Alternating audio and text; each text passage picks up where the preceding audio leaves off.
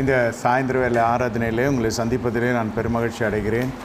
கர்த்தருடைய பரிசுத்த நாமத்துக்கு மகிமையுள்ளதாக. துதியினால் உண்டாகும் நன்மைகளை குறித்து நாம் தியானித்து கொண்டிருக்கிற இந்த வேலையில் 2 காரியங்கள், மூல காரியங்களை காலை ஆராதனை பார்த்தோம். இப்பொழுது நாம் பார்க்க இருக்கிற பகுதிகள் என்னவென்று கேட்டால், 1 நாளாகமம் 16வது அதிகாரம் 35வது வசனம்.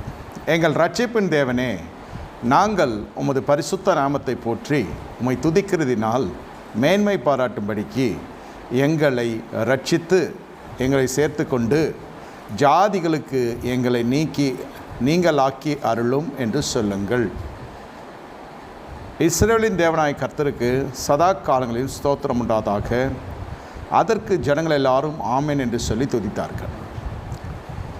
பிரியமான தேவனுடைய ஜனமே, விசுவாசிகள், இதெல்லாம் எங்கே நடக்கிறது என்று கேட்டால், ஆசாரியனுக்கும் இஸ்ரவேல் புத்திரர்கள், தேவனுடைய விசுவாசிகள், ஆசாரியன், இந்த ஆசரிப்பு கூடாரம், இது தேவ சம்பந்தப்பட்ட காரியம், கர்த்தருடைய வீட்டாருக்கு தெரிய வேண்டிய ஒரு காரியம். இந்த இடத்துல வேதம் என்ன சொல்லுகிறது பாருங்கள். நீங்கள் நன்றாக படிப்பை கர்த்தர் உங்களை ஆசீர்வதிக்கிறார். படிப்பை கர்த்தர் ஆசீர்வதிக்கிறதுனால உங்கள் கையின் பிரயாசம் ஆசீர்வதிக்கப்படுகிறது. கையின் பிரயாசம் ஆசீர்வதிக்கப்படுகிற பொழுதே என்ன நடக்கிறது? கர்த்தர் உங்களுடைய உண்மையை பார்க்கிறார். சம்பளம் வாங்கி முதல் மாத சம்பளத்தை ஆலயத்துக்கு என்று கொடுக்கிறவர்கள் உண்டு. தசமாங்கத்தை ஒழுங்காக செலுத்துகிறவர்கள் உண்டு. நான் சொல்லுகிறது நேர்த்தியாய் நடக்கிற நீதிமானுடைய வீட்டில் நடக்கிற காரியங்கள். இதெல்லாம் கர்த்தர் பார்த்து என்ன செய்கிறார்? தேசங்களை உங்களுக்கு திறந்து தருகிறார். உங்களுக்கு என்ன செய்கிறார்? கர்த்தர் கடல் கடந்து ஜனங்களை கொண்டு போகிறார். அப்பொழுது பல ஜாதிகள், பல மொழிகள், பல பாஷைக்காரர்கள் மத்தியில் நீங்கள் வரும்படி, நடைபோடும்படி, ஸ்தாபிக்கும்படி, இருக்கும்படி, தாபரிக்கும்படி, வேலை செய்யும்படி, சம்பாத்தியத்தை பண்ணும்படி செய்கிறதெல்லாம் கர்த்தருடைய பெரிய கிருபை. இது கிருபையினால் தான் நீங்கள் அங்கே போகிறீர்கள். படிப்பு ஒரு வாய்க்காலாக இருக்கிறது, ஒரு துடுப்பு சீட்டாக இருக்கிறது, ஒரு கருவியாக இருக்கிறது. கல்வியை கர்த்தர் ஆசீர்வதிக்கிற உங்களை காட்டில் மெத்த படித்தவர்கள் உள்ளூரில் ஓனம் பிடித்து கொண்டிருக்கிறாங்க.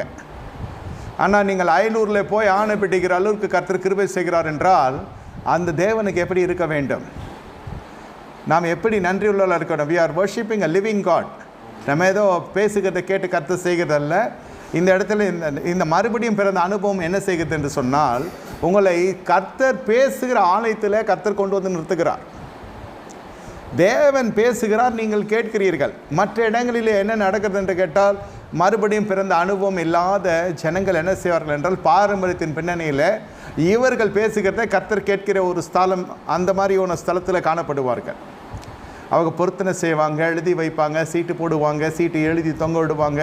அவர்களுடைய பக்தியும் அவருடைய நம்பிக்கைகளையும் நான் எதுவும் குறைவாக சொல்லவில்லை. இவன் என்ன சொல்லுறானோ அதை தான் கர்த்தர் கேட்கணும். கர்த்தர் சொல்லுகிறதையும் கேட்கிறதுக்கு தருணமும் இல்லை, சந்தர்ப்பமும் இல்லை, வாய்ப்பும் இல்லை. அது ஒரு வேதனை நிறைந்த காரியம். இங்கே அப்படி அல்ல. உங்கள் ஜெபங்கள் கேட்கப்படாது இருக்கிறது பொழுது கோபம் இருக்கிறது. அதன் பிறகு நாமளே தெளிவடைகிறோம், மனம் திரும்புகிறோம். ஏதோ காரணத்துக்காக தான் கர்த்தர் நம் ஜெபத்தை கேட்கவில்லை. சத்தியத்துக்குள்ளே வருகிறோம், நம்மை நாமே ஸ்திரப்படுத்துகிறோம், பாவங்களை அறிக்கையிடுகிறோம், மனஸ்தாபப்படுகிறோம். புதிய ஜீவியமாக நம் வாழ்க்கை மாற ஞானஸ்தானம் மனம் திரும்பி எடுக்கிறோம். விசுவாசத்தை எடுத்த நாட்கள் எல்லாம் அதுக்கேற்ற கனிகளெல்லாம் பார்த்தா நிலைத்திருக்காது, வேறு உள்ளே ஆழமாய் போகாது. மனம் திரும்பி எடுக்கிற பொழுதே இந்த இடத்துல என்ன நடக்கிறது? அதுக்கேற்ற சத்தியம்தான் இது. இந்த இடத்துல என்ன சொல்லுகிறாங்க? உங்கள் நாமத்தை போற்றி துதிக்கிறதுனால, கர்த்தருடைய நாமத்தை பொதுவாக எல்லாருமே துதிக்கலாம். 1000 ஸ்தோத்திர பலிகள், 5000 ஸ்தோத்திர பலிகள், 10,000 ஸ்தோத்திர பலிகள் செலுத்துகிற ஜனங்கள் உண்டு. துதி உதடுகளிலிருந்து புறப்படும். ஆனால் அதனுடைய கிரியைகள், the effects of your praise, எதையாவது நீங்கள் செய்கிறீங்க, வீட்டில் கறி குழம்பு வைக்கிறீங்க, அண்டே எல்லாருக்கும் வாசனை வருதா இல்லையா? நீங்கள் ஸ்தோத்திரம் பண்ணுகிறீங்க, எல்லாருக்கும் கேட்குதா இல்லையா? அதோடு போதும். நான் என்ன சொல்லுகிறேன், உங்களுடைய வாழ்க்கையில் சில காரியங்கள் மறுரூபத்துக்கு நேரே வழி நடத்த வேண்டும். இந்த இடத்துல என்ன சொல்லப்படுகிறது? எங்களை ரட்சித்து எங்களை சேர்த்து கொண்டு எங்களை ஜாதிகளுக்கு நீங்களாக்கி அருளும் என்று சொல்லுங்க. ஜாதிகளுக்கு விலகி வாழ்கிற வாழ்க்கை பழைய ஏற்பாட்டு வாழ்க்கை என்று நினைக்காதீங்க. அது புதிய ஏற்பாட்டிலும் காணப்படுகிற காரியம். அதெல்லாம் பழைய ஏற்பாடையா? ஜாதிகளுக்கு நீங்களாக்கி அருளும் என்று சொல்லுங்கள். ஜனங்கள் அப்படியே சொன்னார்கள்.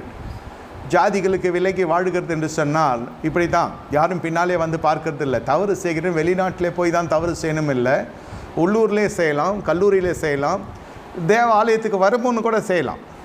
தவறு என்பது தேசத்தை பொறுத்து மட்டுமல்ல, பெற்றோர் இருக்கிறார்கள் என்பதனால் மட்டுமல்ல, இல்லை போதகன் இருக்கிறான் என்பது மட்டுமல்ல. இது எல்லாம் உங்கள் தனிப்பட்ட மனசாட்சி சம்பந்தப்பட்ட காரியம். ஜாதிகளுக்கு நீங்களாக்கி அருளும் என்றால் கர்த்தர் அந்த தெளிவை கொடுக்கிறார். ஜாதிகளோடு கலவாது இருக்க வேண்டும் என்று தெளிவை கொடுக்கிறார். கர்த்தருக்கு ஸ்தோத்திரம். துதியினுடைய காரியம், துதியினுடைய உச்சகட்டம், நீங்கள் ஜனங்களை விட்டு பிரித்தெடுக்கப்பட்ட வாழ்க்கைக்குள் வர வேண்டும் என்பதுதான் துதியினுடைய சாராம்சம். கர்த்தரை துதிங்கள், ஒரு கிருபை என்றும் உள்ளது. துதித்து துதித்து துதித்து பார்க்கிறோம். எல்லா புத்திக்கு மேலான தேவ சமாதானம் வருகிறது. அதை கலைப்பதற்குத்தான் புறஜாதி உள்ளே வருகிறான். அவனிடத்தில் சமாதானம் இல்லை. அவன் சொந்தத்திலிருந்து எடுத்து பேசுகிறான். அவன் பொய்யன் பொய்க்கு பிதாவுமாக இருக்கிறான். அவன் பிசாசு. அவன் உங்கள் பிதாவாக இருந்த காலம் ஒன்று உண்டு. இப்பொழுது பிரிந்து வராவிட்டால் நம்மை தேவ சமூகத்திலிருந்து பிரித்து கொண்டு போய்விடும். நீங்கள் வெளிநாட்டுக்கு போங்க, இல்லை உள்நாட்டில் இருங்க, either in Google or either in live, you need to get connected to the holistic leadership, to the holistic management, to the anointed leadership. அபிஷேகம் பண்ணப்பட்ட தலைமைத்துவத்துக்கும் பரிசுத்தமாக்கப்பட்ட சுத்திகரிக்கப்பட்ட தலைமைத்துவத்துக்கும் உங்களை சமர்ப்பிக்கிறவர்களாக நீங்கள் காணப்பட வேண்டும். உங்கள் காணிக்கை ரெண்டாவது காரியம். முதல் நீங்கள் பலியாய் காணப்பட்டால் தான் உங்களுடைய கையின் பிரயாசம் ஆசீர்வதிக்கப்படும். இங்கே ஜாதிகளோடு கலவாது இருக்கிறபடியினால, துதிக்கிறதுனால உங்கள் சரீரம் பலன் அடைகிறது என்று சொன்னால் அதனுடைய உட்கருத்தை நான் சொல்லுகிறேன். என்னாம புஸ்தகத்தில் 24வது அதிகாரத்தில் நீங்கள் பார்க்கிறீர்கள் என்றால், இந்த ஜனங்கள் ஜாதிகளோடு கலவாது இருக்கிறாங்க, இவர்களுக்கு ராஜ ஜெய கம்பீரம் இருக்கிறது. இவர்களுடைய பலன் எல்லாம் பார்த்தீங்கன்னா காண்டாமிருகத்துக்கு ஒத்த பலனை கர்த்தர் தந்திருக்கிறார். இவர்களுக்கு விரோதம் அவங்க மந்திரவாதம் இல்லை, குறி சொல்லுதலும் இல்லை.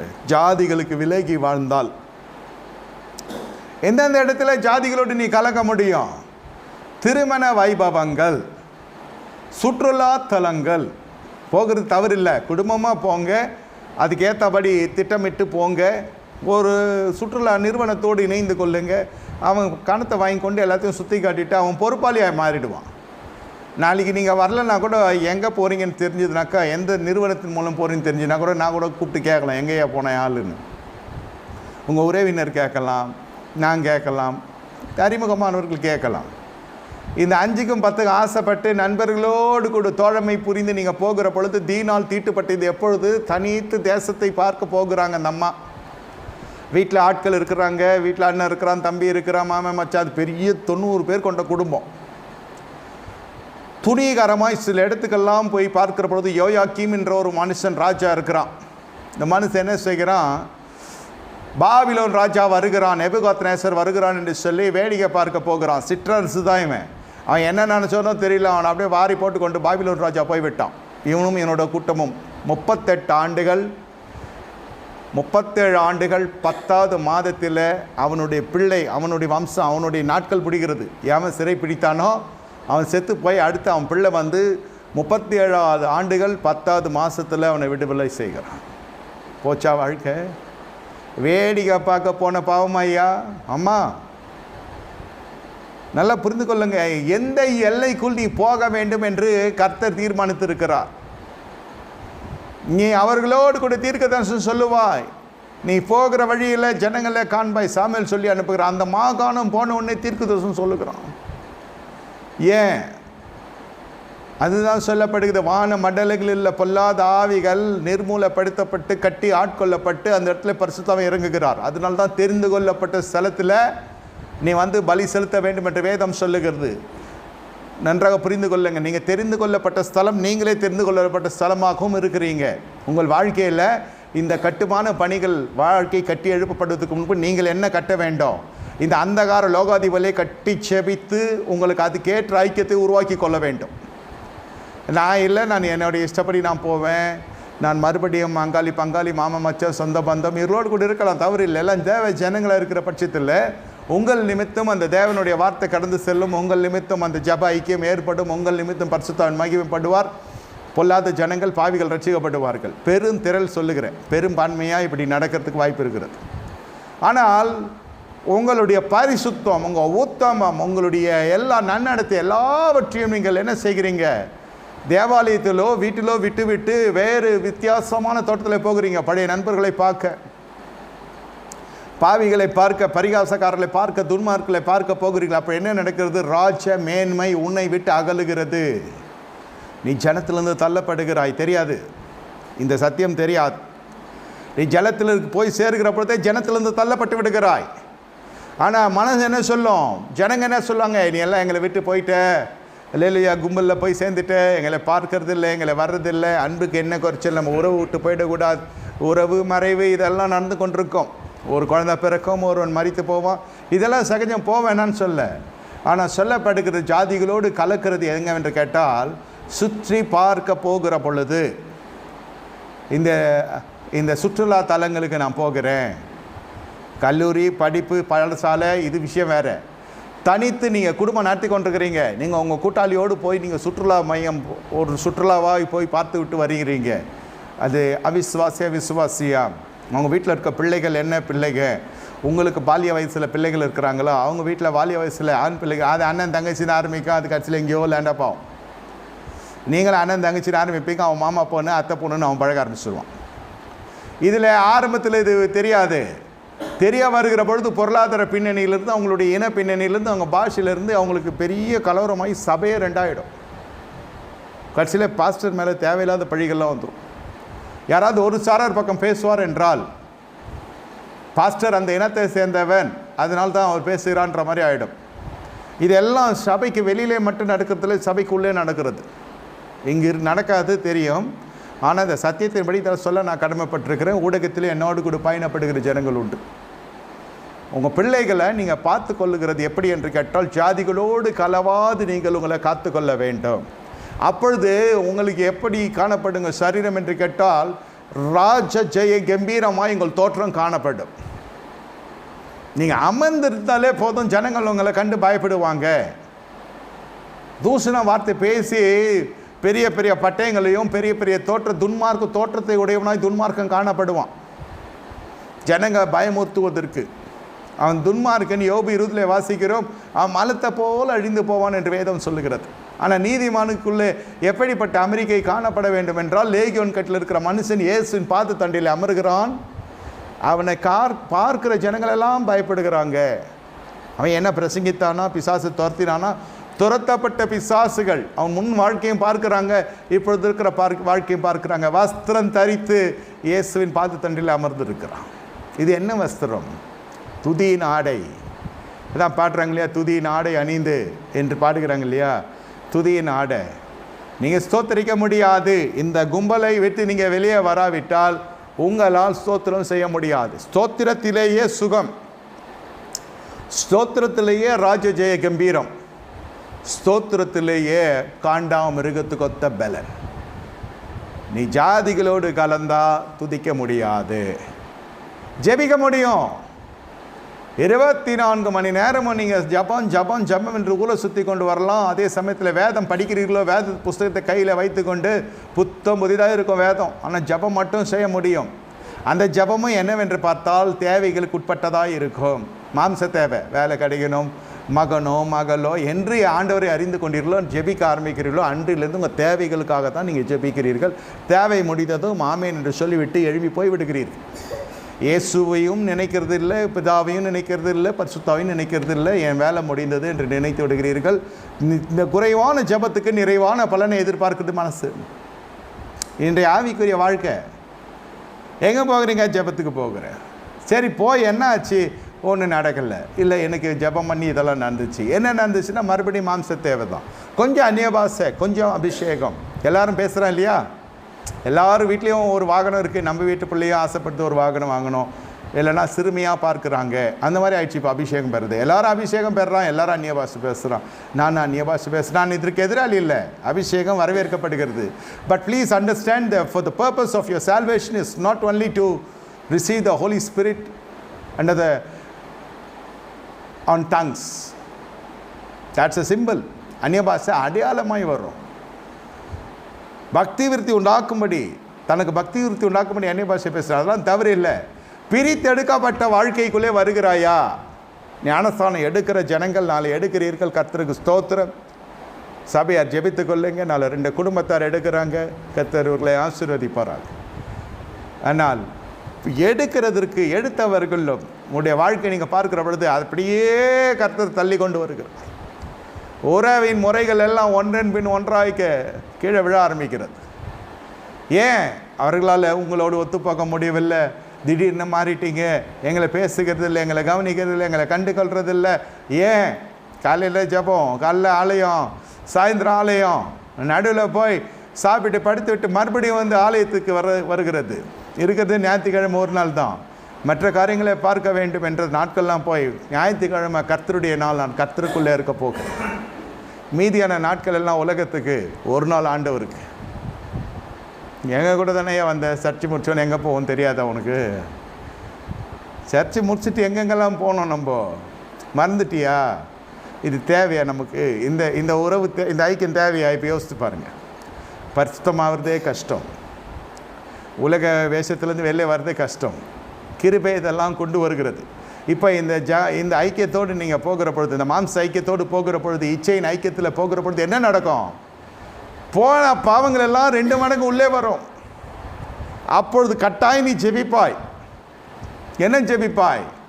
வீடு போய் சேரும்படி தான் ஜெபம் இருக்கும், தேவைகளுக்காக தான் ஜெபம் இருக்கும், கையில் காசு இருக்காது. அடிப்படை காரியம் சொல்கிறேன், அடிப்படை காரியத்துக்கு எல்லாவற்றுக்கும் தட்டுப்பாடு வந்துடும். ஏன்னா அடிப்படையான ஆவிக்குரிய சத்தியமே பிரித்தெடுக்கப்பட்ட வாழ்க்கை தான். ஜாதிகளுக்கு நீங்களாக்கி அருளும் என்று இங்கு எழுதப்பட்டிருக்கிறது. ஜாதிகளுக்கு நீங்களாக்கி இருக்கிறீர்களா? யோசித்து பாருங்க.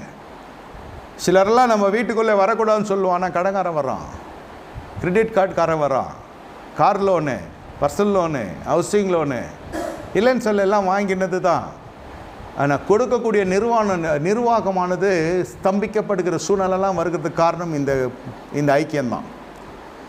எப்பொழுது அரபு ராஜாவை எசேக்கியா உள்ளே ஏற்றினானோ அரண்மனைக்குள்ளே, அவனுடைய நட்பு அவனுடைய நன்மையை கெடுத்து போடுகிறதா இருக்கு. விசுவாசியா, உன்னுடைய நட்பு உன்னுடைய பிள்ளைகளுக்கு மிகப்பெரிய ஒரு முள்ளாய் காணப்படும். உன் நாட்கள் வரை விட்டு விடுவான். உன் அரண்மனையெல்லாம் சுற்றி பார்க்கிறான். இந்த ஒரு அலங்கத்தை கட்டுகிறது, ஒரு நிலத்தை வாங்கிறது, ஒரு வீட்டை முடிக்கிறது, அதில் வாழுகிறது. கிருபை வேண்டுமா வேண்டாமா? எவ்வளவாய் நீங்கள் சவாலை சந்தித்து துதித்து ஜெபித்து ஸ்தோத்தரித்து உள்ளே பிரவேசித்த நீங்கள் ஒரு பொழுதிலே நீங்கள் வரவேற்கிற உங்கள் உலக பிரகாரமான தோழமையானது உங்கள் வீட்டை மாசுபடுத்தி விட்டு போய்விடும். அவனுடைய கண்களிலே அவன் படம் பிடித்து போய்விடுவான். உங்கள் பிள்ளைகள் இருக்கிறாங்க, அது வெளியில் பார்க்க தெரியாது. அதன் ஒரு சூழ்நிலையில் அது போடுவாங்க பாருங்க கொக்கி, அப்போ தான் தெரியும் நம்ம அடிமைத்தனமாய் போனதுக்கு காரணம். இந்த திருமணம் எப்படி நடந்தது? இந்த பொல்லாத மனுஷன் ஒரு ஊழியக்காரன் வீட்டுக்கு வந்தான். அவன் யார்? அவன் தரகர்.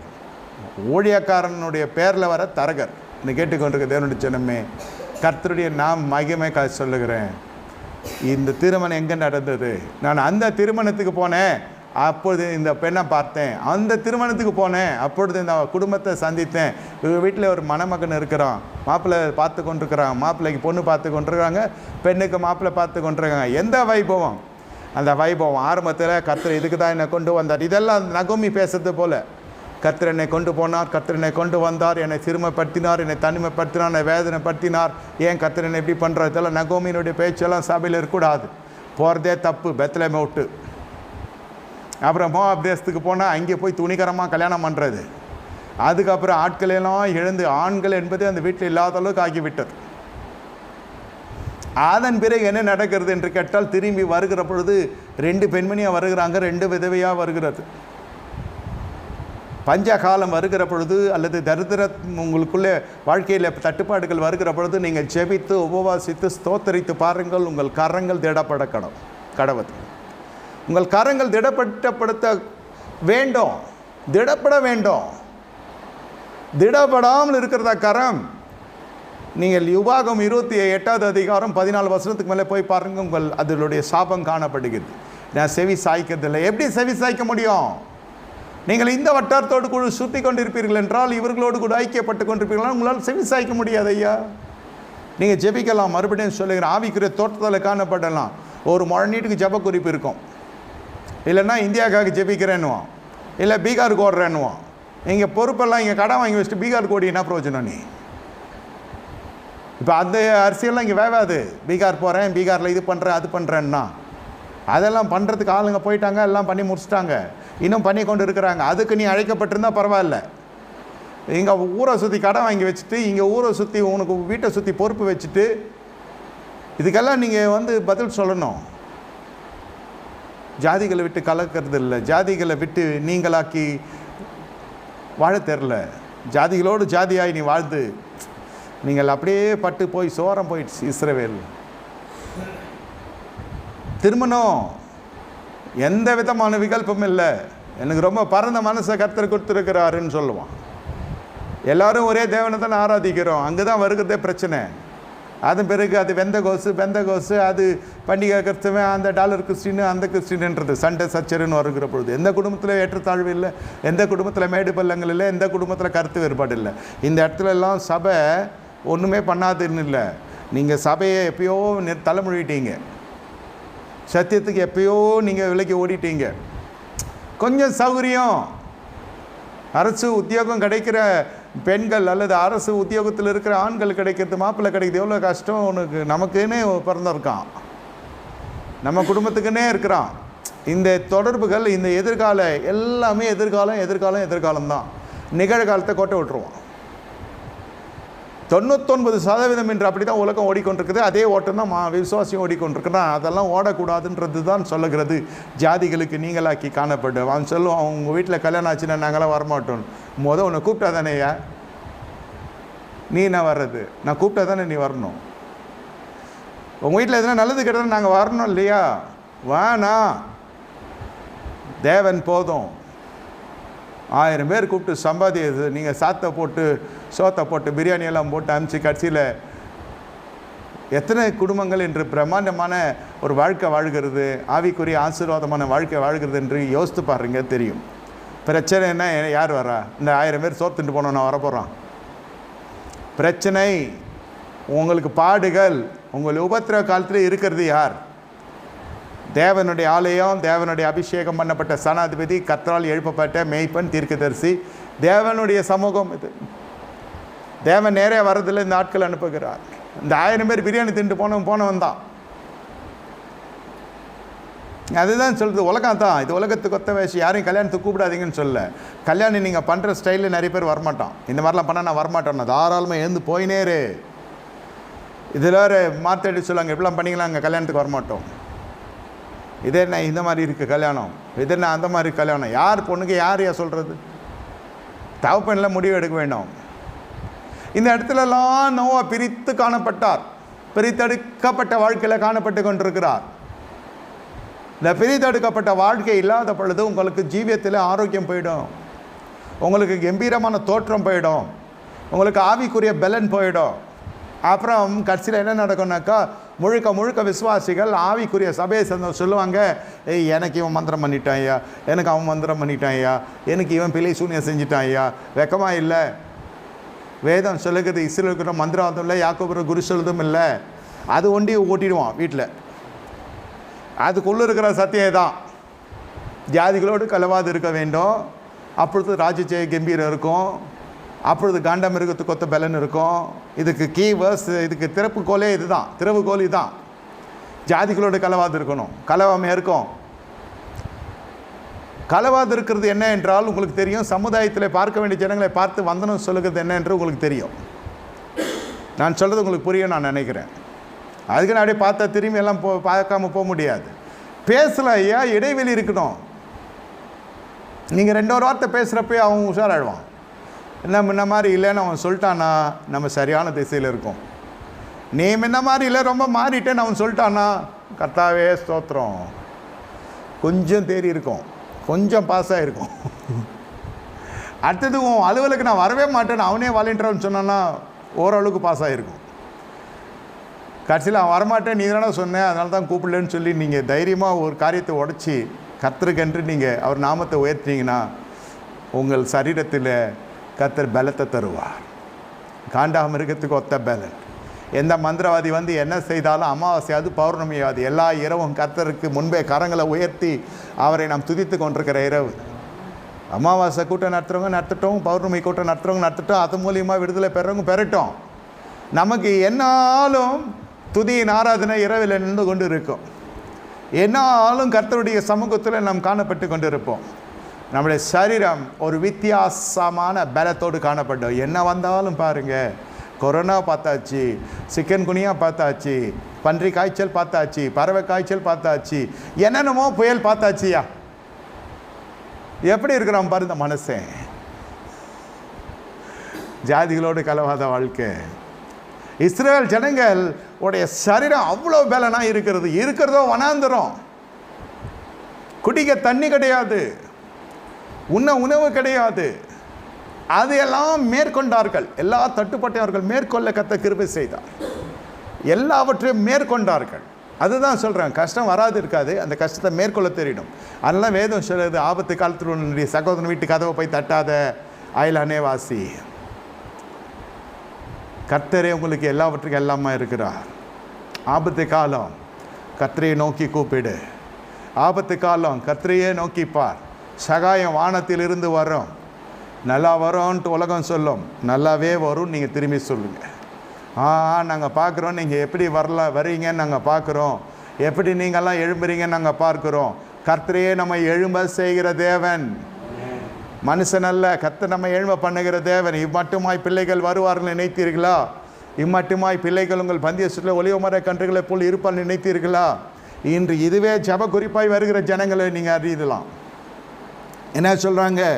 ஐயா, எங்களால் முடியல, எங்களுடைய வாழ்க்கையில் தொல்லை கொடுக்குறான் பிள்ளை. நம்ம பிள்ளை எங்கே இருக்கிறது? யோசித்து பாருங்கள். வேறு அதிகபட்சமாக நாங்கள் போக வேண்டியதில்லை. நம்முடைய பிள்ளைகள் இன்று எங்கே இருக்கிறாங்க? பந்திய சுற்றில் ஒலிவ மர கன்றுகளை போல் இருக்கிறாங்க. அல்லேலூயா, நன்றி தகப்பனே. இது பிரச்சனை பிள்ளைகளால் இல்லை, அது நீங்கள் மேற்கொண்டிருக்கிறீங்க. பிள்ளைகளால் பிரச்சனை இல்லைன்னு இல்லை, அதெல்லாம் மேற்கொள்ள கர்த்தர் உங்களுக்கு கிருபை தந்திருக்கிறார்.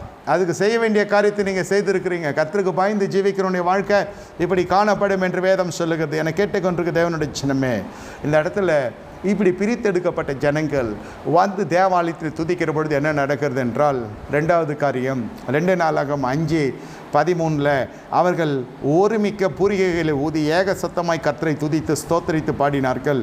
ஆசாரியர் பரிசுத்த ஸ்தலத்திலிருந்து புறப்படுகையிலும் பாடகர் பூரிகைகள் தாளங்கள் கீத வாங்கியங்களுடன் சத்தத்தை தொனிக்க பண்ணி கர்த்தர் நல்லவர், ஒரு கிருபை என்றும் உள்ளது என்று அவர் ஸ்தோத்திரிக்கையிலும், கர்த்தருடைய வீடாகிய தேவாலயம் மேகத்தினால் நிறையப்பட்டது. அந்த மேகத்தின் நிமித்தம் ஆசாரியர்கள் ஊழியம் செய்து நிற்கக்கூடாமல் போயிற்று. கர்த்தருடைய மகிமை தேவாலயத்தை நிரப்பிற்று. உங்கள் துதியின் சத்தம் தேவாலயத்தை இந்த கர்த்தருடைய மேகம் நிரப்ப வேண்டும். மேகம் என்றால் என்ன? கர்த்தருடைய அடையாளம், பாதுகாப்பு. மேக சமமாக இருக்கிறார். இரவில் அக்கினி ஸ்தமமாக இருக்கிறார், பகலில் மேக ஸ்தமமாக இருக்கிறார். நீங்கள் இருக்கிற இடம் கர்த்தர் ஸ்தாபிக்கப்பட்ட இடம், கர்த்தர் தெரிந்து கொள்ளப்பட்ட இடம், கர்த்தர் தெரிந்து கொள்ளப்பட்ட ஸ்தலத்தில், கர்த்தர் தெரிந்து கொள்ளப்பட்ட தலைமைத்துவத்தில். இந்த பூரிகைகளை ஊதுகிறதுனால கர்த்தர் இறங்கவில்லை. எப்படி அவர்கள் இருக்கிறார்கள்? ஜாதிகளோடு கலவாது இருக்கிற ஜீவியம் செய்கிற ஜனங்க கர்த்தரை துதிக்கிற பொழுது, தேவன் கர்த்தர் நல்லவர், அவர் கிருபை என்றும் உள்ளது. கர்த்தர் நல்லவர், அவர் கிருபை என்றும் உள்ளது. இப்படி சொல்லி சொல்லி சொல்லி அவர்கள் துதிக்கிறாங்க. கிருபையை உணர்ந்த ஜனங்க, ஐயா கிருபை இல்லாமல் செயல்பட முடியாது. எல்லாம் சொல்லுவான், சம்பளம் வந்தால் இதை கட்டிடுறேன், அதை கட்டிடுறேன், எங்களுக்கு வருமானம் வந்தால், எங்களுக்கு பணம் இருந்தால் இதை கட்டிடுவேன், அதை கட்டிடுவேணுமா. ஆனால் நாம் எப்படி சொல்லணும்? கிருபையினால் தான் கட்ட முடியும். கிருபை இருந்தால் தான் நம்ம கட்ட முடியும். நிர்வாகம் என்று கிருபை இருந்தால் தான் நிர்வகிக்க முடியும். கிருபை இருந்தால் தான் ஜீவிக்க முடியும். அவர் கிருபை என்றும் உள்ளது. கர்த்தரை துதிங்க, அவர் கிருபை என்றும் உள்ளது. காலையில் கர்த்தரை துதிங்க, காலை தோறும் ஒரு கிருபை புதிதாக இருக்கிறது. அவருடைய கிருபை இல்லாமல் நம்ம வாழ முடியாது. சங்கீதக்காரன் சொல்லுறோம், அவனுடைய கிருபை என்றும் உள்ளது. அவன் சாதாரணமாக இந்த பொழுதும் கிருபையை சார்ந்தான். அவன் பெரிய ராஜாவாய் மாறின பொழுதும் கிருபையை சார்கிறான். அறிந்த மனுஷன், ஆவிக்குரிய அறிவுடைய மனுஷன், தெரியும் கிருபையினால் தான் நம்ம நிலை நிற்க முடியும். இல்லாவிட்டால் நம்மால் ஒன்றும் செய்ய முடியாது. மேகம் என்று சொல்லுகிற பொழுது அவர்கள் மீது ஒரு மேகம் வருகிறது. புதிய ஏற்பாட்டில் நீங்கள் பார்க்கிற பொழுது இயேசு கிறிஸ்து ஜெபிக்கிற பொழுது ஒரு மேகம் வருகிறது, ஒரு மேக ஸ்தம்பம் வருகிறது. இனியிலிருந்து கர்த்தருடைய ஆவியானவர் சொல்லுகிறார், இன்றிலிருந்து உங்கள் ஜப வாழ்க்கையில் அடையாளங்களால் பரலோக மறுஉத்தரவு தரப்போகிறது. You have a new experience in your prayer life. நீங்கள் பாருங்கள், நீங்கள் ஜெபிக்கிற ஜபம் இந்த சத்தியத்தின் கீழே சிலதெல்லாம் நம்ம வீட்டு பாடம் போல் செய்து there are some techniques. சில சூத்திரங்கள் இருக்கிறது. அதன்படி வந்தால் தான் நீங்கள் பூமியிலே சர்வ சாதாரணமாய் நீங்கள் இருக்கிற ஜனங்களாக இருந்தாலும் தேவ சமூகம் உனக்கு திறந்து கொடுக்கப்படும். தேவ சமூகம் நீ ஜெபிக்கிற பொழுது எழுந்தருளும். கர்த்தர் எழுந்தருளுவார். மேக ஸ்தம்பத்தினால் அக்கினி ஸ்தம்பத்தினால் மறுத்து அருளி செய்த தேவன் வனாந்திரத்தில் இருக்கிற ஜனங்களுக்கு மட்டுமல்ல, அவர்கள் ஆலயத்துக்குள்ளே வந்து துதிக்கிறாங்க.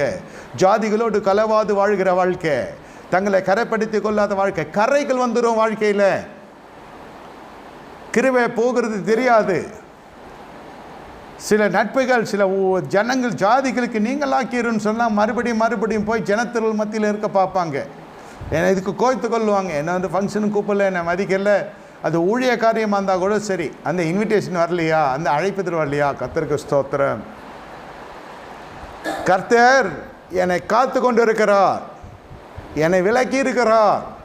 என்னையே ஏன் கூப்பிடல? அதுக்கு ஒரு சண்டை போடுவான், அதுக்கு ஒரு சர்ச்சை வச்சுக்குவான், அதுக்கு ஒரு கருத்து வேறுபாடு இருக்கும். அதை எதிராக நீ வந்து மன்னிப்பு கேட்குற வரைக்கும் முரட்டாட்டம் பண்ணுவான்.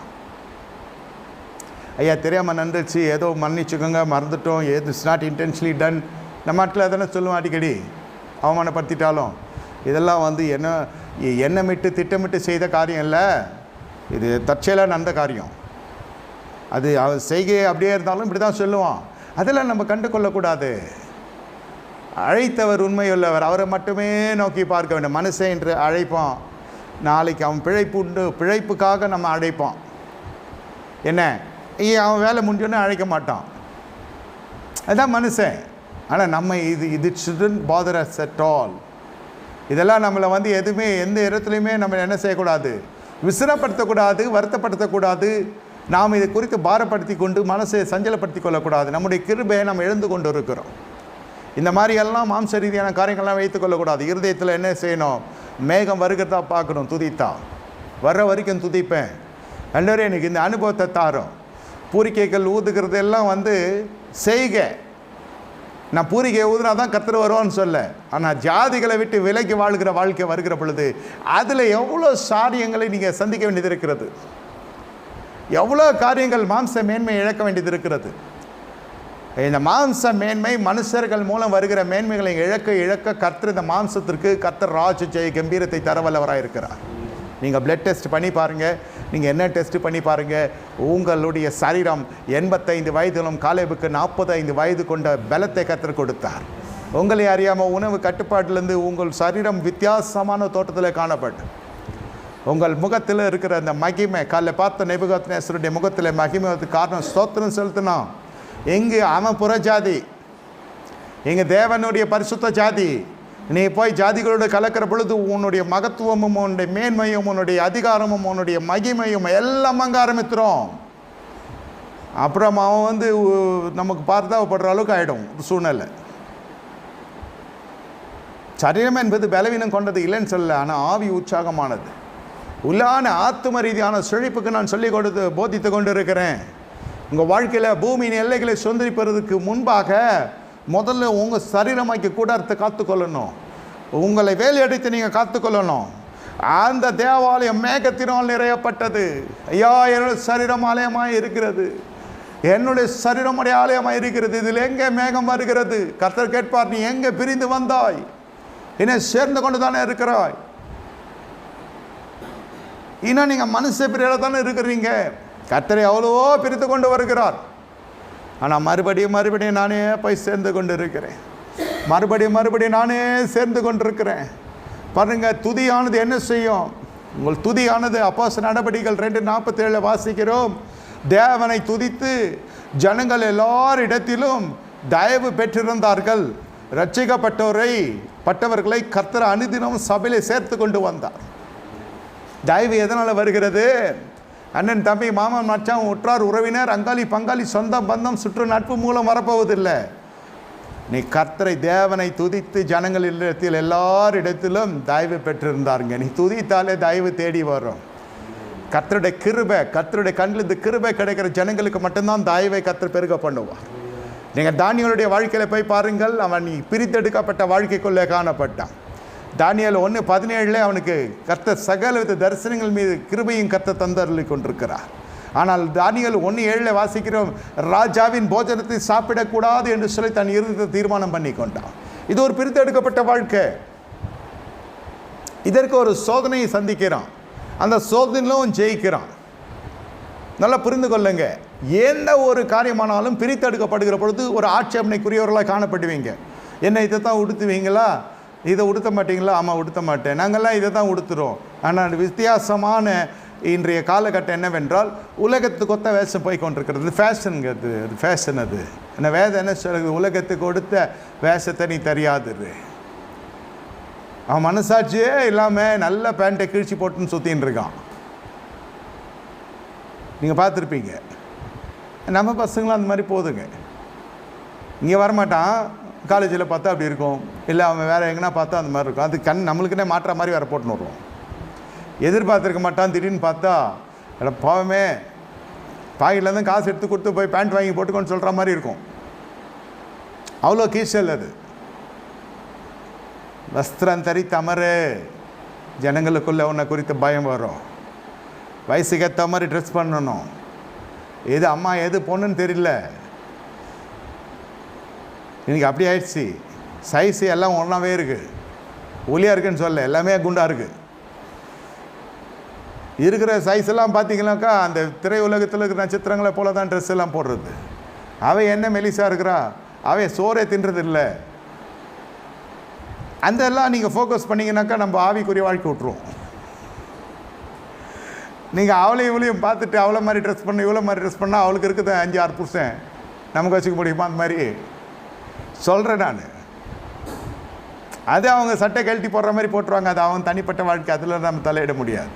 இங்கே நம்ம எப்படி இருக்கிறோம் பாருங்க. இந்த இடத்துல இயேசுவும் இருக்க மாட்டார், பிதா இருக்க மாட்டார், குமார் இருக்க மாட்டான், பரிசுத்தா இருக்க மாட்டான். இங்கே இப்போ வந்து என்னோடய ஃப்ரெண்ட்ஸு தான் இருப்பான். அவங்க எல்லாம் போடுறாங்க, நானும் போடுறேன். எது எல்லாம் உலகமே செய்தோ அதை நம்ம செய்கிறோம். அதுலேருந்து விலகி வாழு. கர்த்தருடைய கண்களிலே நோவுக்கோ கிருபை கிடைத்தது. ஏன் இந்த உலகத்துக்கு ஒத்த வேஷம் நான் தரிக்க மாட்டேன். இந்த மேகஸ்தமும் அக்கிஸ்தமும் பார்வோன் இடத்துல இருந்த பொழுது இவர்களுக்கு வரல. ஆனால் ஜெபம் பண்ணான் நம்மால். ஒரு அடையாளம் இல்லை. இதோ நாள் ஜெபிக்கிறோம், ஒரு அடையாளம் இல்லை. நான் சொல்கிறது ஆவிக்குரிய பதத்தில் அடையாளம். இவ்வளோ நாள் ஜெபிக்கிறேன், ஏன் என் கடன் பிரச்சனை தீரல? இவ்வளோ நாள் ஜெபிக்கிறோம், என் கடன் பிரச்சனை தீரல. வாங்கிக்கினே தீரவே தீராது தான். நீ ஒரு கடன் அடையத்துக்கு முன்னாடி லாஸ்ட்டு 2 EMIs தான் இருக்குது. உடனே அவன் கூப்பிட்டு கேட்பான், சார் உங்களுக்கு இன்னும் கொஞ்சம் தரம் வாங்கிக்கிறீங்களா? அடே அப்பா பரவாயில்ல வாங்கிக்கிறோம். அந்த பாரம் இல்லாமல் வாழ முடியல. ஒரு லோன் முடியுது, அடுத்த லோனுக்கு அவன் வியாபாரத்துக்கு அவன் கூப்பிட்டு கேட்க தான் செய்வான். நம்ம என்ன செய்யணும்? பிரித்து எடுக்கப்பட்ட வாழ்க்கை இருக்கணும். ஆனால் என் அப்பாவில் இப்போ சாத்தானேன்னு சொல்லிப்பார். நிஜமாலுமே ஒரு வாட்டி நான் இப்படி சொல்லிட்டேன். அப்புறம் திருப்பி ஃபோன் பண்ணி, என்ன சார் இப்படிலாம் திட்டுறீங்கன்னு. திருப்பி எல்லாம் கேட்காது, ஒன்று முடிஞ்சதா அவ்வளோதான், அவ்வளோவே. சார் அதுக்கப்புறம் நீங்கள் கேட்டால் கூட நான் கொடுக்க மாட்டோம், உங்களுக்கு வயசு ஆகினே இருக்குதுன்னு. ஏன் வயசாகுது, நீ ஏன் கவலைப்படுற? ஏன் பொண்டாட்டியே கவலைப்படல வயசாகுதுன்னு. ஒரு மாதிரி இருக்கிறாரு. அடுத்தது ஃபோன் லாஸ்ட்டில் வைக்கிறதுக்கு உனக்கு கேட்ட, சார் நீங்கள் பெந்த கோசானா? வெந்த கோசு வேடா ஃபோனு.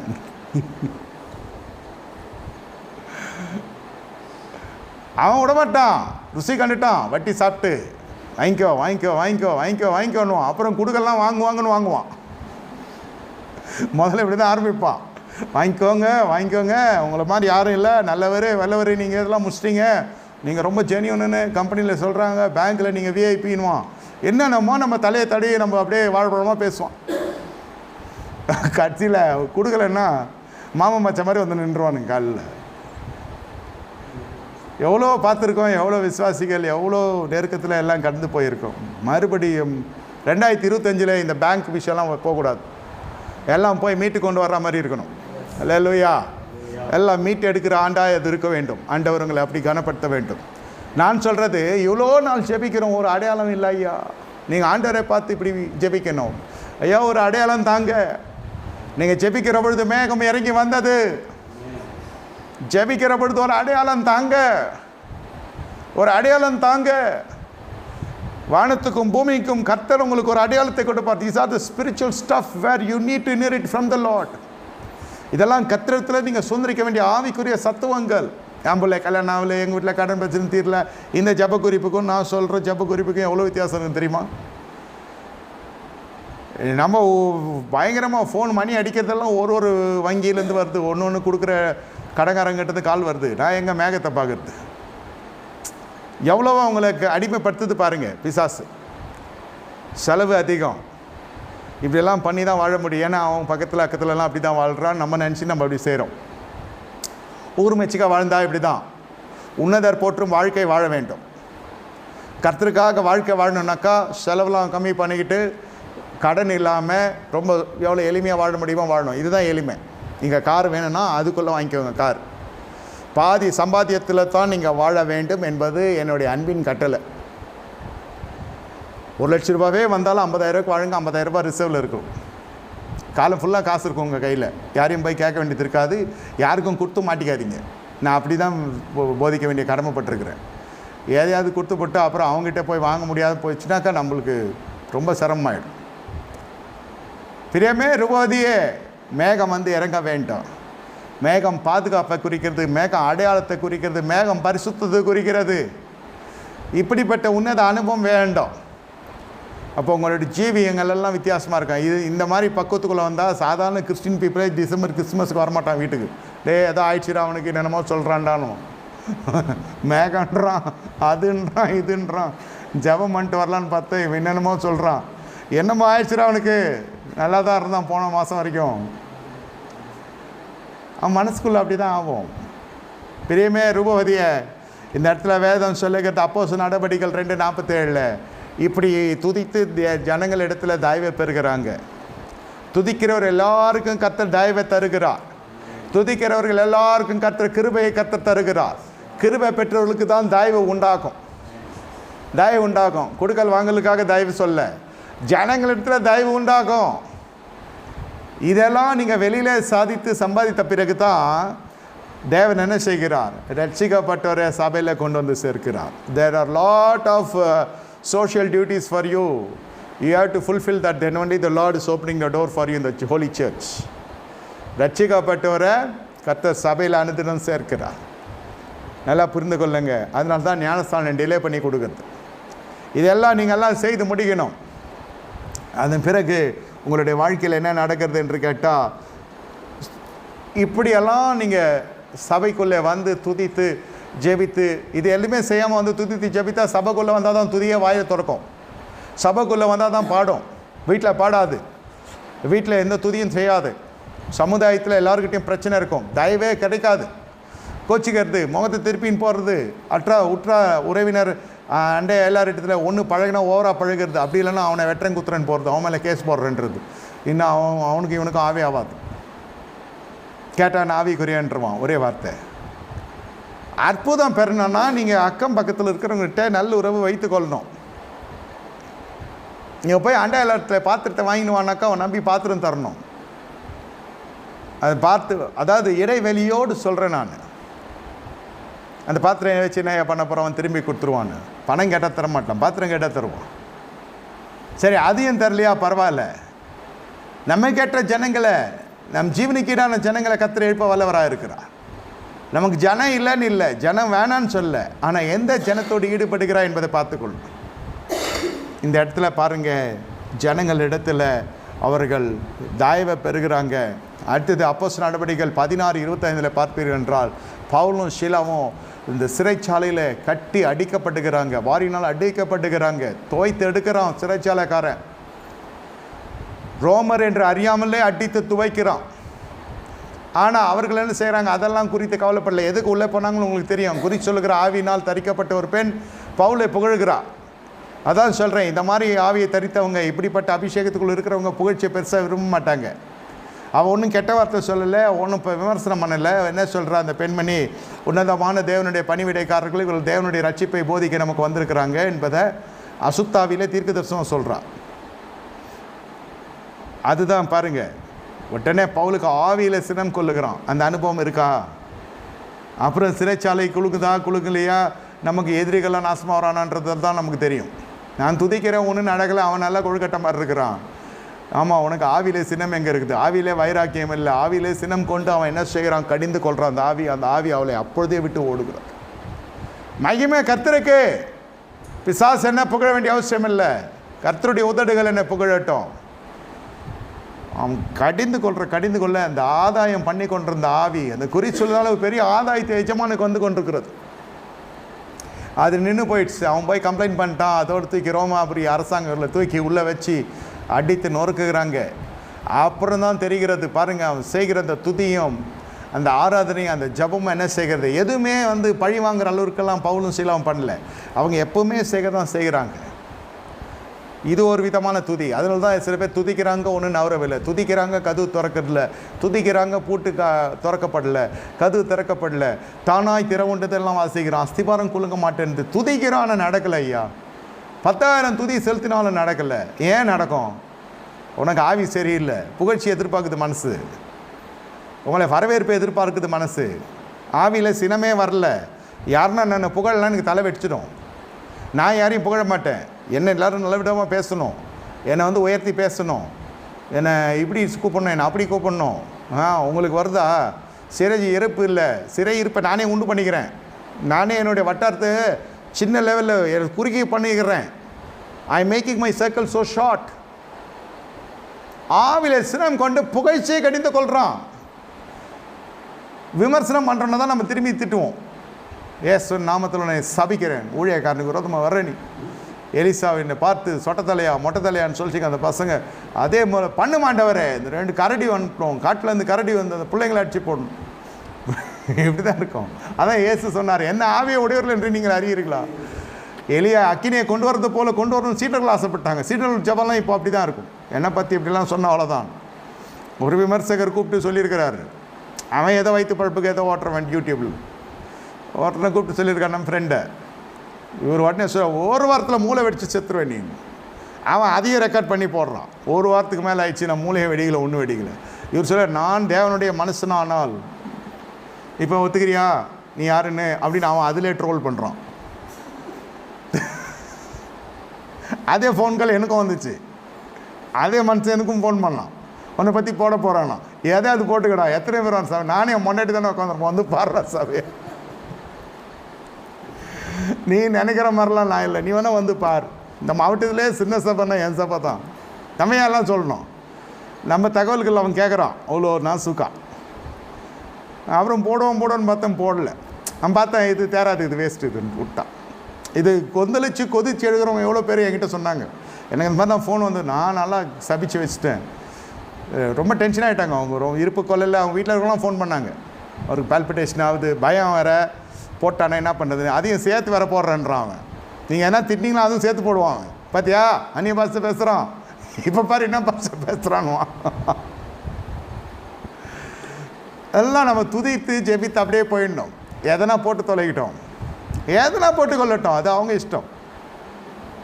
அதெல்லாம் that shouldn't bother us at all. நான் சொல்கிறது நல்ல ஆவி, if you are under the genuine anointing, உங்களுக்கு நல்ல நிலையில் நல்ல நடத்துதலில் சீர் பொருந்தின ஆவி இருக்கும் என்றால் இதெல்லாம் நீங்கள் வந்து பாதிக்கப்பட மாட்டீங்க, இதெல்லாம் நீங்கள் சங்கடப்பட மாட்டீங்க. எதாவது பண்ணிட்டு போகிறான், இதனால் என் கொம்புகள் உயர்த்தப்படுகிறது, தடைபடாது. தேவன் எனக்கு தடைபடாது நடக்கும். விமர்சனம் தாங்கிக் கொள்கிற ஒவ்வொரு ஊழியத்தையும் நீங்கள் பாருங்கள், மேலே மேலே கர்த்தர் உயர்த்தி கொண்டே போவார். ஜனங்க ரட்சிக்கப்பட்டு கொண்டே இருப்பாங்க, அந்த ஊழியத்தில் ஜனங்க கூட்டி கொடுக்கப்பட்டு கொண்டே இருப்பாங்க. The Lord will add souls to the ministry. என்னதான் கல்லடியெல்லாம் வந்தாலும் அந்த கனி கொடுக்கிற ஜனத்துக்கு தான் அந்த கல்லடி வரும், சும்மா இருக்கிறவனுக்கெல்லாம் வராது. பிரியமான தேவனுடைய ஜனமே, அப்படியாக இந்த ஜனங்கள் செய்த துதியில் மறுநாளே சட்டமே ஆடி போய்விட்டது. ஐயோ இவர்கள் ரோமர்கள் என்று அறியாமலே மேலே கை வச்சிட்டோமேன்னு சொல்லி ரகசியமாக வேண்டி கொண்டு வெளியே கொண்டு போடுறான். அன்றைக்கி இரவிலே ஆத்துமாதம் நடக்கிறது. சிறைச்சாலைக்காரன் தன்னை மாய்த்து கொள்ள போகிறான். ஒரு பெரிய திருப்பமான ஒரு இரவிலே நடக்கிறது. துதி மட்டும் இல்லை, ப்ராக்டிஸ் பிஹைண்ட் த ப்ரைஸ். நீங்கள் துதிச்சா நடந்துட்டா இதெல்லாம் அதுக்குள்ளே இருக்கிற ரகசியம் தான் நீ சொல்லி போதித்து கொண்டிருக்கிறேன். காலைல 2 பார்த்தோம், சாயந்தரம் 3 பார்க்குறோம். என்னை கேட்டுக்கொண்டிருக்க தேவனுடைய ஜனமே, இந்த இடத்துல பவுலும் சீலாவுக்கு நடந்தது ஏன் நமக்கு நடக்கிறது இல்லை? அதான் நீங்கள் அவருடைய ஜனங்களாக காணப்படணும். கடைசியாக யோவேல் 2:26 வாசிக்கிறோம், வெட்கத்தை உடைக்கும் துதி. நீங்கள் சம்பூர்ணமாய் சாப்பிட்டு திருப்தி அடைந்து உங்களை அதிசயமாய் நடத்தி வந்த உங்கள் தேவனாய் கர்த்தரை இடைய நாமத்தை துதிப்பீர்கள். அப்போது தான் என்ன நடக்கிறது, என் ஜனங்கள் ஒருபோதும் வெட்கப்பட்டு போவதில்லை. துதிக்கணும், நீங்கள் சம்பூர்ணமாக சாப்பிடணும், திருப்தி அடையணும். உங்களை வழிநடத்தி வந்த தேவனாய் கர்த்தர், வழி நடத்துறது யார்? என்னுடைய மார்க்கம். உறவினர் பக்கத்தில் போயிருந்தா அவன் எனக்கு ஒத்தாசை செய்வானா, கர்த்தருடைய நடத்தல் இருக்காது.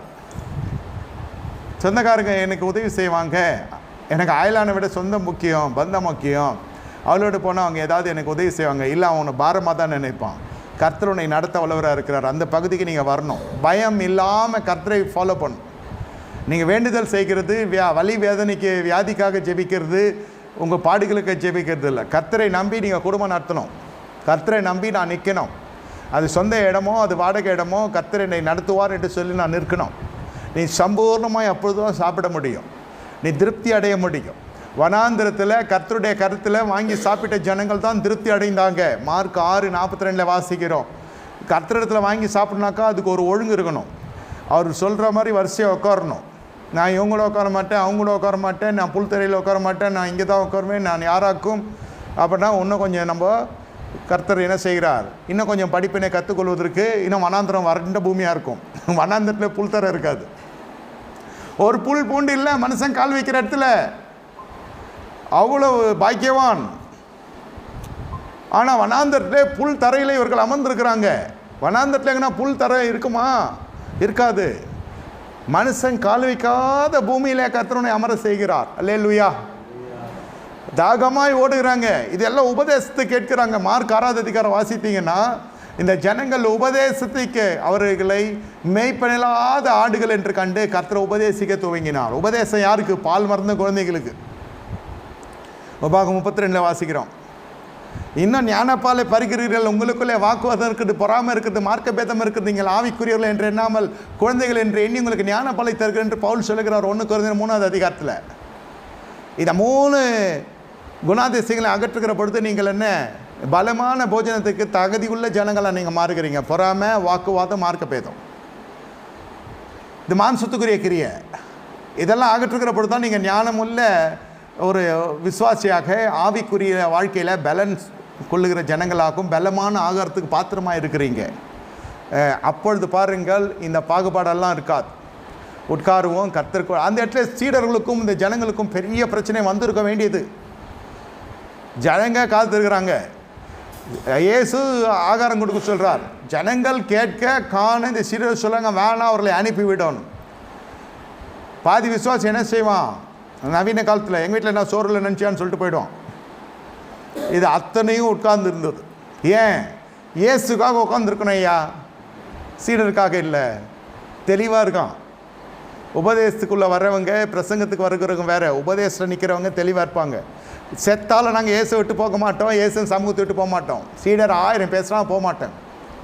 கர்த்தர் பார்க்கிறார். அதே சீடர் கரத்தில் கொடுத்து ஆசீர்வதிக்கிறார். அப்போது என்ன சொல்லுவோம்? இவன் கொடுத்தா நான் சாப்பிட மாட்டேன்னுவான். அவன் கொஞ்சத்தில் ரட்சிக்கப்படலைமே. இவன் ரட்சிக்கப்பட்டானே சொல்ல முடியாது. இவன் கொடுத்தா சாப்பிட மாட்டேன்னுவான், அவங்க கொடுத்தா சாப்பிட மாட்டேன்னுவான். ஏன்னே அவனுக்கு அந்த அளவுக்கு பிரச்சனைன்னு கேட்டால் ஏதாவது ஒன்று சுத்தமாக சம்மந்தமே இல்லாத விஷயம் சொல்லுவான். அது நல்லா தெரியும் அது வந்து சரியில்லை, சரியான காரணம் இல்லைன்னு.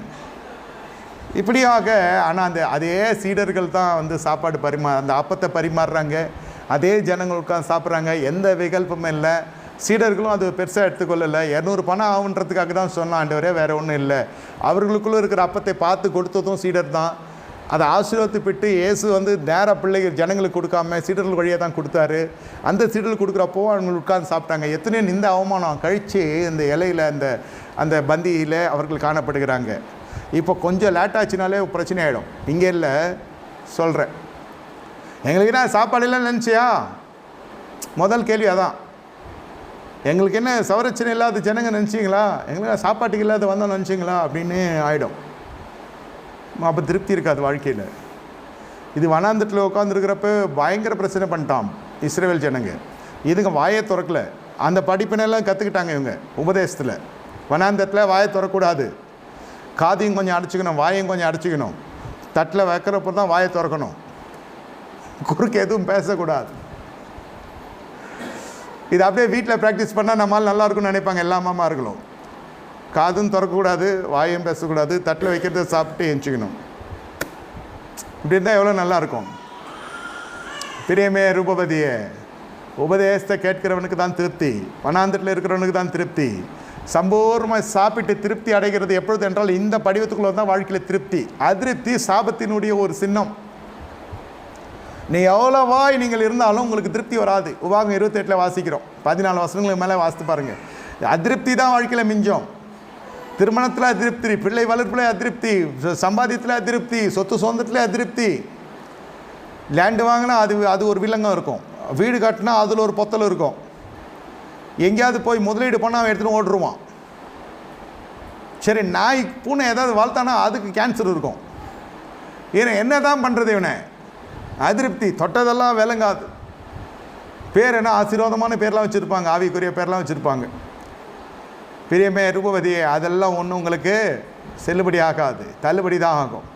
நாம் கர்த்தருடைய சமூகத்தில் வனாந்தரத்தில் இருக்க கற்றுக்கொண்டால் நமக்கு திருப்தியை கர்த்தர் தருவார். நம்மளுக்கு எந்த பாகுபாடு இருக்கக்கூடாது. சம்பூர்ணமாக சாப்பிட்டு திருப்தி அடைந்து உங்களை வழிநடத்து இந்த தேவனாய் கர்த்தரை துதிப்பீர்கள். அதனால இரவில் படுக்கிறதுக்கு துதித்துட்டு படுங்க. என்னை நடத்தினீரே, நீர் நல்லவர் ஐயா, என்னை போஷித்தீரே நல்லவர். துதி என்பது நாளில் இவ்வளோ நேரம் தான் துதிக்கிறோம்லாம் நான் சொல்ல மாட்டேன். துதி வாழ்க்கையிலே ஊறி இருக்கணும். ஸ்தோத்திரம் ஸ்தோத்திரம் ஸ்தோத்திரம் ஸ்தோத்திரம். இந்த ஸ்தோத்திரம்னு சொல்கிறதே கஷ்டமாக இருக்குது. தோத்திரம் தோத்திரம் தோத்திரம் தோத்திரம்னு சொல்கிறானா ஜெயிச்சிரும்னு சொல்கிறானானே தெரியாது. தோத்திரம் தோத்திரம் இல்லையா, ஸ்தோத்திரம் இல்லை, தோத்திரம்.